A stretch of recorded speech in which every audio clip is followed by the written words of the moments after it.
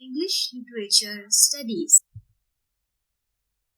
Welcome to English Literature Studies. In this video, we are going to study functions of poetry. There are many functions of poetry given by the writers in different definitions of the poetry. It carries the reader to a new world within the known world.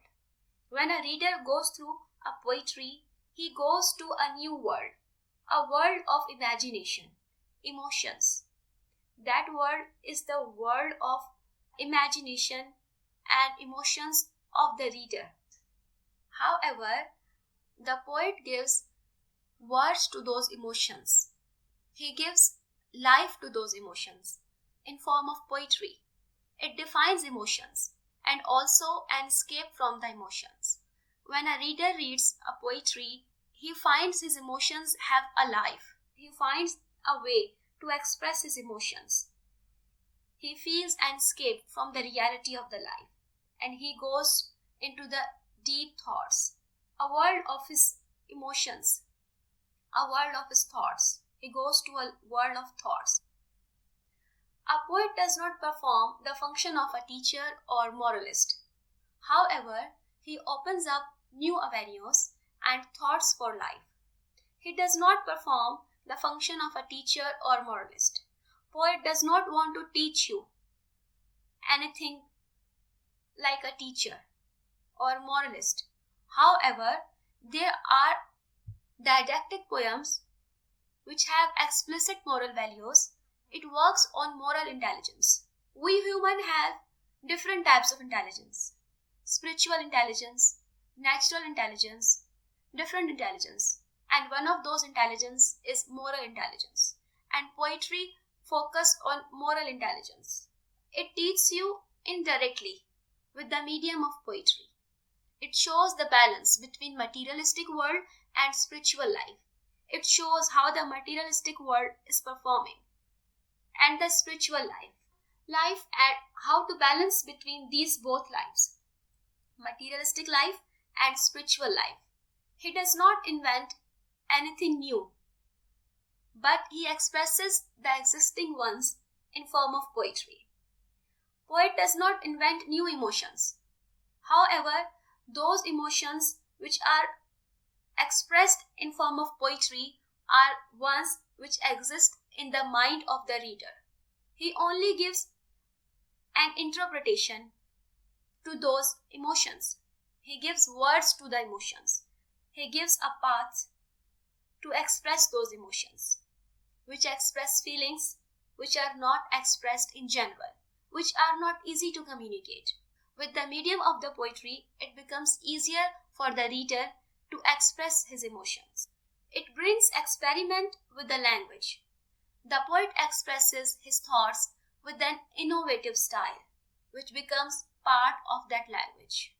What happens when a writer wants to express his thoughts?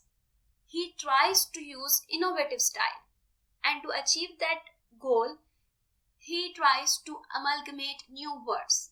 He tries to invent new words to express the same emotion again and again. He tries to experiment with the new words. For example, he wants to express pain with a new word. He wants to express happiness with some new word. Power, emotion of love, hate, enmity, strength, struggle. So there are different emotions, and to express the same emotion, he tries to use multiple words, and that goal help him to grow the language. This way, a poet amalgamate new words in that language with the help of the poetry. Once reader gets familiar to the poetry, to that new word in the poetry, then those new words are also added into the language, and those words become part of the language, and this way language grows. It does focus on spiritual aspects in life. There are different poetry which discuss heaven, hell, virtue, salvation, and other spiritual or religion aspects. They may be specific or general, but they do discuss spiritual aspects as well. It is pleasing only when not perfectly understood. When a reader goes into the grammatical structure, he focuses the grammatical structure and meaning of every single word. He tries to translate, and he engages himself in translating every single word of the poetry. Then he loses the pleasure of the poetry. However, if he focuses on the emotion of the poetry, the flow of the poetry, then he is going to enjoy the poetry. It is pleasing for both writer and the reader. As T.S. Eliot says, genuine poetry communicates before it is understood. It strips all the known facts and helps us visualize the true shape and color of the things and moments. We are surrounded by dual things in nature. The things around us, the people around us have dual nature. They are dual in nature, and poetry helps us visualize the hidden picture, the hidden reality, the shape, the color of that surrounding. It helps us visualize the true image, the true picture of our surrounding. It just strips off outer layer of the things around us, of the people around us, and shows us the reality of the society, of the moments, the things. It does not represent a personality, but provides an escape to the personality. It does not specify a personality.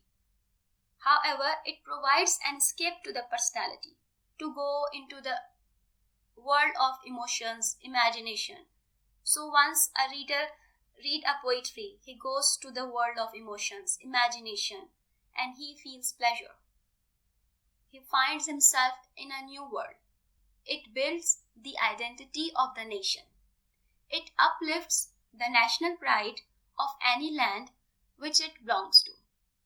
When a particular poetry becomes famous, renowned across the world, it gives respect, honor to that nation. So if a poetry becomes famous, that becomes identity of the nation. It uplifts the pride of the nation. It helps the nation to feel proud due to its literature, and that literature also includes poetry. Poetry does play an important role to identify the nation. It promotes the identity of the nation.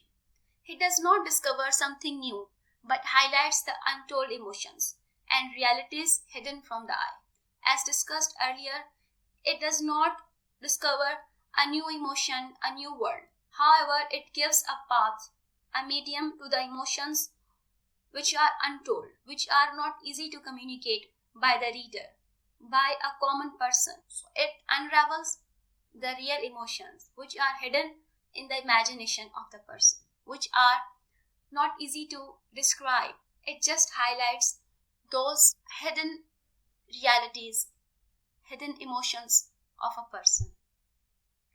It is widely used to raise voice against unjustified acts and for human rights.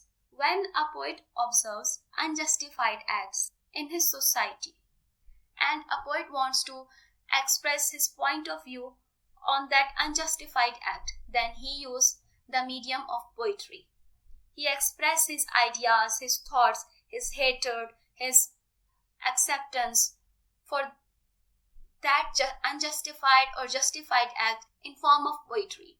It is used to raise voice for human rights, for unjustified acts, and to protest against that unjustified act. So it does play a function of social justice. Lastly, if we sum up all these functions of poetry, then it plays a function of morality, pleasure, social justice, language growth, self-awareness, reality, spiritual growth, and identity to the land.